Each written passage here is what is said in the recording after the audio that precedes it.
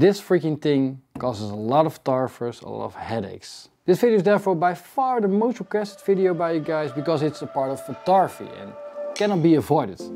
Especially when photographing people, or in my case, weddings. And you don't have to be a wedding photographer to want to play around with flash, but especially wedding photographers and people that shoot portraits. Listen carefully.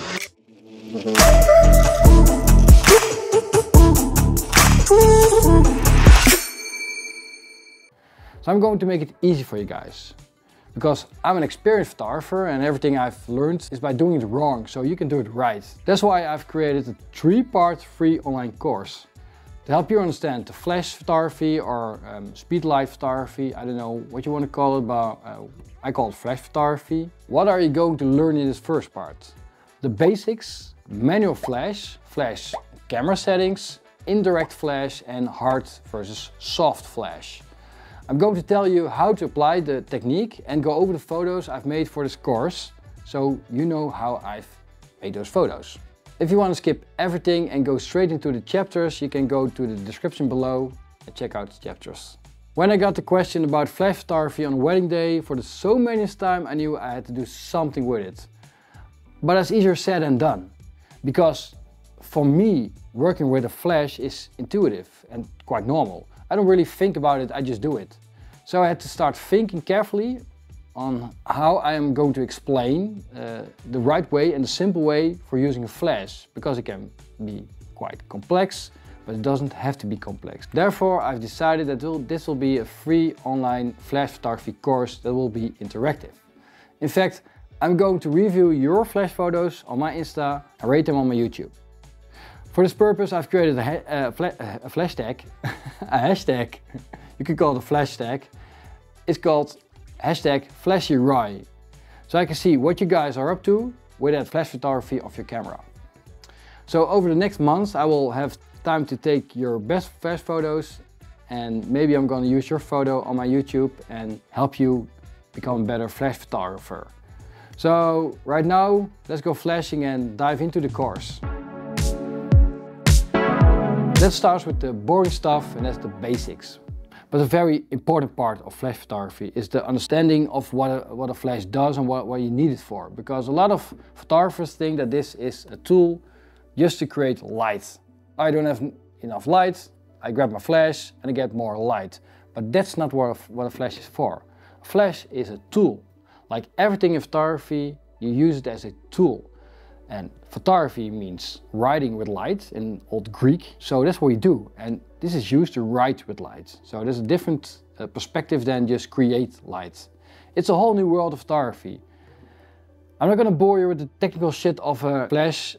I'm especially going to tell you what you can do with it and what I do with it, because that's very important. ETTL stands for through the lens. And it means that the camera measures, or the flash measures light through the lens, and then you can make a photo and it adapts the light to the camera. ETTL stands for evaluate through the lens, and it's a more advanced version of TTL. There's even an ETTL 2 version nowadays. It's even more complex. Use the camera and a flash and gives a little pre-flash, so it knows what the perfect light is, and then the big flash comes and you get the perfect light. But we don't like automatic flashes, we like manual flashes, because if you want to use the power of a flash or a speedlight, you need to learn how to use it manually. The same with the camera. If you have a DSLR or a system camera, you want to use it on manual. That's where the power is of the camera, not on the automatic way of using it. If you want to shoot automatic, use your iPhone or whatever. Makes perfect photos, but if you want to be creative, want to be a real photographer, start using manual mode. It's way easier than you think it is. Flash and camera setup. I assume you know how the camera works. If you don't know how the camera works, there's a lot of videos on how the camera exactly works. If you don't know how the camera works, I wouldn't use a flash. I first would learn how the camera exactly works. 3 things are important when using a flash. And those 3 things are your shutter speed, aperture and your ISO. But the last one is very special. That's the ISO. Because a lot of people see ISO wrong. Just like a lot of people see that a flash is something different than it really is, it's also with ISO. So a lot of people think that an ISO is responsible for the noise in your photo. So you know, when you shoot a photo, there's not enough light and you get like a grainy look, the noise is called. Well, that's not because of the ISO. So the only thing your ISO does is create more sensitivity to your sensor. Because it's more sensitive, it needs more light. So if you don't give it enough light, there's not enough light to light up the sensor, so you will see noise in your photo. So if you give it enough light, there will be no noise. So if I crank up my ISO to 12,800 and I give it enough light, there will be no problem. The only thing that happens when you don't give it enough light, that the noise gets more visible faster, so you need to have more light. So with a flash you can create more light than you could create normally in a certain situation. So your ISO can go up quite a lot. So when you normally have grain or noise with 3200 ISO, you now can go up to 6400 ISO or even 12,000 ISO. And that's very important to know when you're using a flash, because a lot of photographers want to use flash without it feeling very flashy. You just want to take a photo that looks really great with just a little bit more light of the flash, and that's why the ISO is so important. I can't give you exact camera settings because it depends on every time you shoot, because on the light there is available. But I can explain the effect of a setting, and that's very important because every setting you use has a special effect on the photo. So pause the video for a couple of seconds when I'm going to give you these details, because they're very important for you as a photographer. For the ISO, more ISO means you get a more natural photo. Less ISO means you get a more flashy looking photo. For the shutter speed, faster shutter speeds means you got something frozen in your photo. Slower shutter speed means that you got more motion effect in the photo. Also, a faster shutter speed is less light, lower shutter speed is more light. The aperture. A large aperture, for example 1.4, gives you more light but little sharpness. A small aperture, for example f16, creates a lot of sharpness but less light. Direct versus indirect flash. So a direct flash means that the flash is straight pointed at your subject. So I want to take off the diffuser. If I aimed it straight at you, I would photograph you. There's nothing between us, you get a very hard direct flash. If I would aim my flash to the side or to the ceiling, to the back or in my face, it bounces off a subject or an object to your subject. I have to say it the right way. So if I bounce it to the wall, the right wall, it bounces from the wall back to you, bounces to the back, to the front. So why do people bounce their flash? Well, it's all about making the light more soft. So when you bounce your light, it diffuses, so it breaks up, so you get a more natural, softer looking light. When you aim straight at someone, it's a very direct point of light. It's like the sun. If the sun goes straight at your face without any clouds, it's quite hard. But if it would bounce through a white wall to your face, it's way more soft. That's how it works. So that's what a direct versus indirect flash is. And it's very important. We're going to use this a lot in the course because it makes a difference between a soft photo and a very hard looking photo. Let's jump in the computer and I'm going to show you some photos I've shot and how I did it with the camera. It's very important to show you what the effect is of aiming your flash somewhere. For the indirect and the direct flash, you have to know what the baseline photo is. So all the photos have the same camera settings. The only difference is the flash and how I use the flash. So in this photo I didn't use any flash. So I was in my office, just made a photo of myself, nothing special. Just want to show you guys what the effect of a flash is when you use it. So ISO 400, 50 millimeters, 1.8, 100th of a second. Just a normal setup. I don't really need flash in this photo because there's enough light to take a photo. But still, if we would need a flash, what would be the difference? So, for the first photo, if you go to this photo, I used a direct flash. So the thing I did, I put the flash on my camera and aimed it straight at myself. So a direct flash, there's nothing between the flash or me. And as you can see here, the difference between this and this is huge. I didn't change the white balance, so you can clearly see that the more warmer color is your flash color. because this is the light, the ambient normal ambient light. And you can see this is a typical flash photo. You'll see everything light up, especially the light parts like my skin, like a big white spot here. Those points are always very, geez, I look old, man. So you can see the white spots right here. This is what a flash does if you don't do anything with it. So a lot of photographers know how to do this, but they don't like to do this because it doesn't look great. So what happens when you move the flash or Speedlite to a different position? So in this case, I moved it up to the ceiling.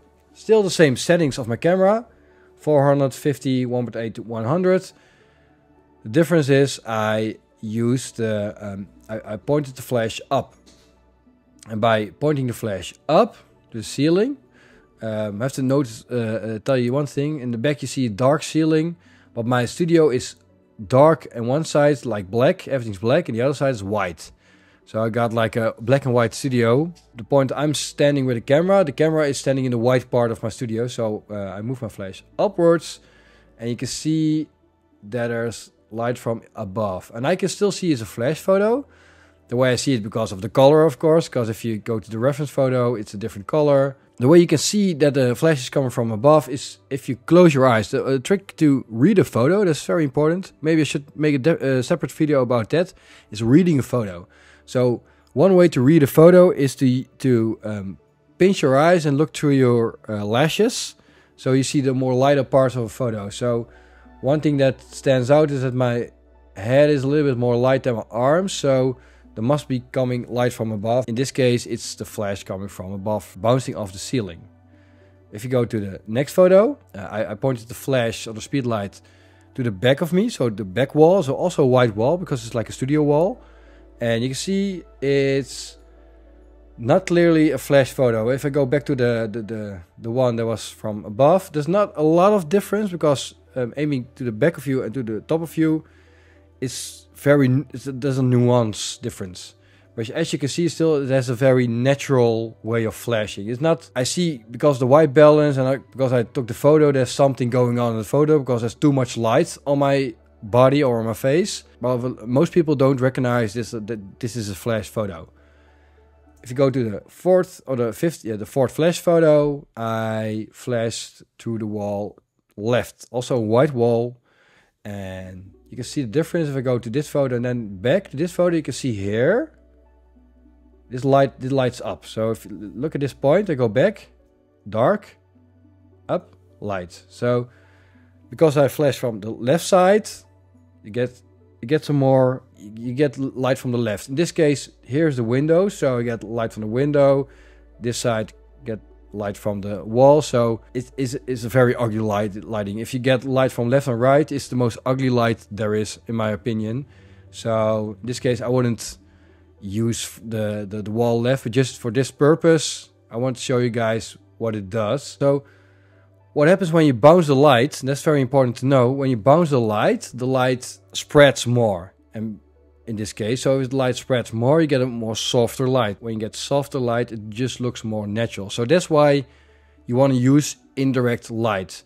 So your camera setup is, in this case, if you, it depends what you want to achieve in your photo. If you want to have this look in your photo, you can lean more on the flash. If you want to have more like a natural look, you can lean more on the camera. So what I mostly do, because a lot of people want to have like a more natural look to the photo, I'll make sure that my basic setup of my photo is okay. So I'll choose my, in this case, I use prime lenses, so 50mm. I want to shoot at 1.8 because I don't want the back to be sharp, because you can see what it is. You don't have to see it in detail that this is a NAN light or this photo, because it would distract you if you could see this portrait right here. So that's something I just want. I want to have like a 1.8, I want to have a 50mm, and 100th of a second is more than enough for someone that's standing still. The only thing I have to pump up is the ISO. So if it would be darker here, I just would crank up the ISO to 800, 1600, 32, doesn't matter. Pump it up and fill it in with my flash. So I would aim my flash to the ceiling, or in this case to the back. and just make a photo. If I'm like, well, I'm missing something in the photo, I'll crank up a little bit my flash, just a little bit, to see where the sweet point is. And sweet point is just before you start seeing those spots. So if you see these kind of spots in the photo, you know, okay, this is a really flashy photo. So it's all about balance in the force. So use your balance wisely, Luke. That's a Star Wars reference for people who don't know Star Wars. My wife hates it when I do it. So this is basically direct versus indirect light. Hard versus soft flash. So the previous chapter I told a little bit about the soft and hard light by aiming my flash. Now, what is hard light? What is soft light? Well, soft light is light that is broken up in a lot of pieces. So if you got light straight from a source, imagine this being a light source, the light comes straight from this, you get a very hard light with nothing between you and your subject. So when you put something between your flash and the person, you can break up the light. So that's why we use soft boxes, or in this case I've got a Profoto flash right here, and the Profoto flash has and I can show you, like a soft dome, and the soft dome makes the flash way softer. What it does, it breaks up the light in the dome, spreads the light, and that's why the photo becomes way softer. Also, you can, in your camera, there's a setting you can, there's a zoom setting. Further in this course I will tell you something about the zoom, but the zoom also can spread the light. The more the light spreads, the more soft the light becomes. That's very important because people want to be beautiful in a photo, especially when you photograph at a wedding. Most people want to have a soft skin, so that's why you want to make the light diffuse, so it becomes soft. Diffusers come in all shapes and sizes. I've got the soft dome diffuser, where you got those soft boxes you can put on the camera, like this one, or like a plastic thingy that doesn't cost much to make your light more diffuse. If I take, for instance, this Canon flash, this thing also makes the light more diffuse. You see those ribbons that make the light diffuse. There's also a white thing in here with the Canon flash, so the light bounces through here to there. So you aim the flash up and it diffuses a lot. But I prefer the Profoto because it does it way better. What's important, you have to have something between your light source and your subject to spread it out, because not always it's possible to bounce your light off a ceiling or the wall. In my case, when shooting weddings, a lot of times it's just not, because I'm continuously changing my position, I don't have time to change up the flash and aim it at the wall, and I mostly have to aim it straight at the people I'm photographing. So therefore I like to use the soft boxes and also control over my camera. So let's jump in the computer and I'm going to show you guys some photos I've shot hard versus soft light, and I'm going to explain you how I did it and what you can do to create those soft or hard photos. I'm going to show you the difference between hard and soft light. So this is a reference photo without flash, and this is the photo with flash. Well, you probably know this photo from the last chapter. It's flash straight from the camera direct to my face, and it's that typical flash white spots where you can recognize flashes. It isn't really nice. So if you use a diffuser on a flash, in my case I use a Profoto A1 flash, is replaced by an A10 now. So if you're curious about that flash, it's the best there is. If you want to have the best flash or Speedlite, buy a Profoto. Point. There's nothing better than that on your camera. The link to the Profoto flash is in my description. It's a shameless plug I'm doing right now, but it's just awesome. The battery life, the speed, the quality, it's the best thing ever. This Speedlite has a hard dome with it. You get it when you buy the Speedlite, you get it also as an accessory, and I put it on the camera. And the only thing I've did is just put a dome on it. So it's the same settings for the flash. The only difference is that I've diffused the light, so the light spreads more evenly. So this photo doesn't look that flashy. It's still a flash photo, but it's so much more soft. My skin is soft. I look better on this than on this photo.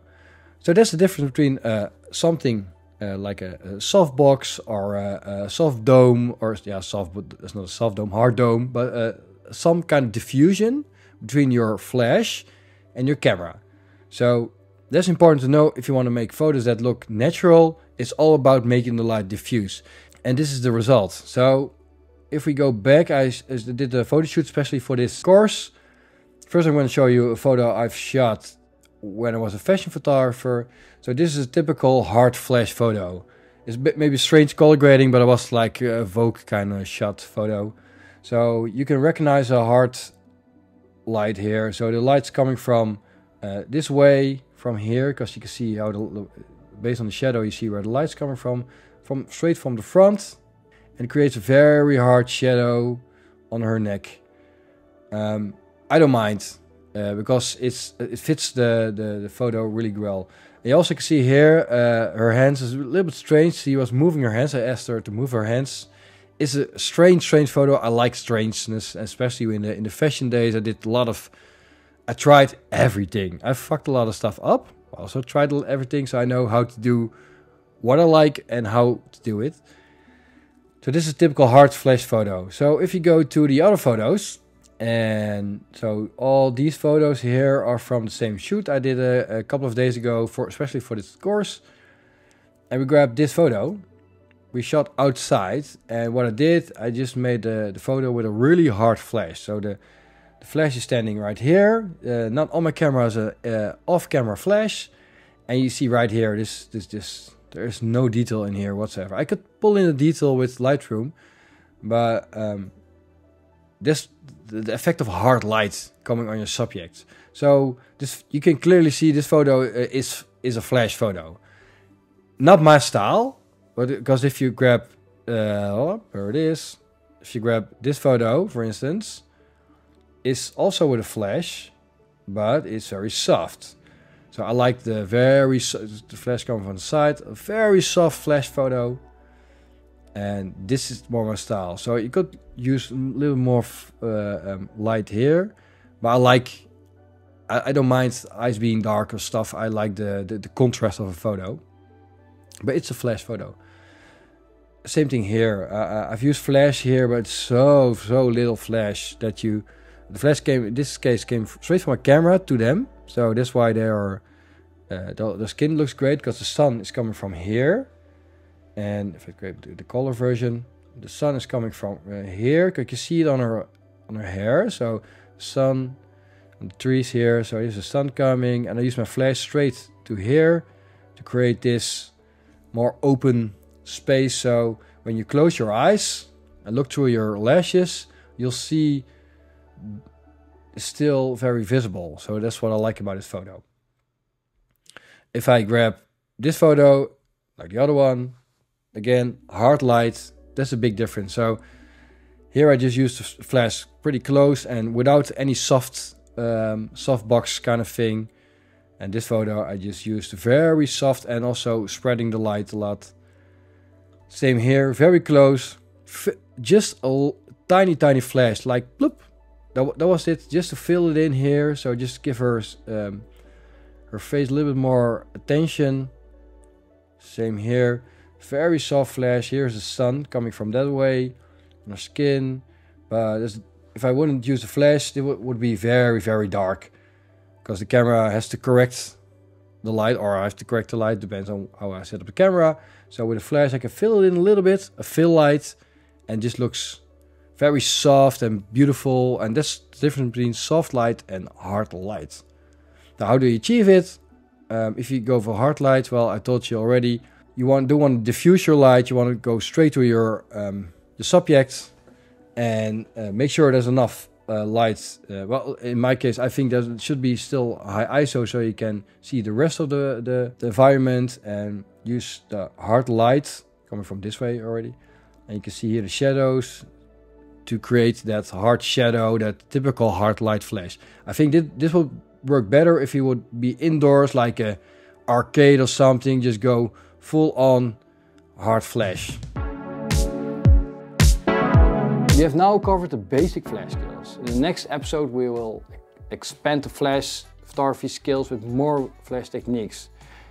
You can find all the gear I've used in the episode description. And if you also want to buy a Profoto flash, I said it in Dutch, flits, that's flits in Dutch, a Profoto flash, make sure to check the description. I can imagine you have a lot of questions. Feel free to ask them in the comments because it can be quite complex and I'm happy to help you guys. Want more photography, post-processing, tips and tricks, behind the scenes looks on wedding days, check out my channel or check out my Instagram because I do a lot of stuff on my Instagram, sharing photos, also behind the scenes stuff and my stories. I ask people what my next video should be about, so it's very interactive. Don't forget to tag me on Instagram with your hashtag FlashyRoy, #, so I can see your photos. And remember, I did everything wrong, so you can do it right.